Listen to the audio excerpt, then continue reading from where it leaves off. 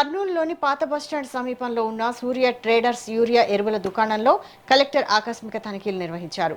అనంతరం బంగారుపేటలో ఉన్న శ్రీశివ రామకృష్ణ యూరియా ఎరువుల దుకాణాన్ని, యూరియా ఎరువుల నిల్వలు, విక్రయ రికార్డులు, రైతులకు సరఫరా చేస్తున్న విధానాన్ని జిల్లా collector Siri, joint collector Noorul Kamar, JD Varalakshmi పరిశీలించారు.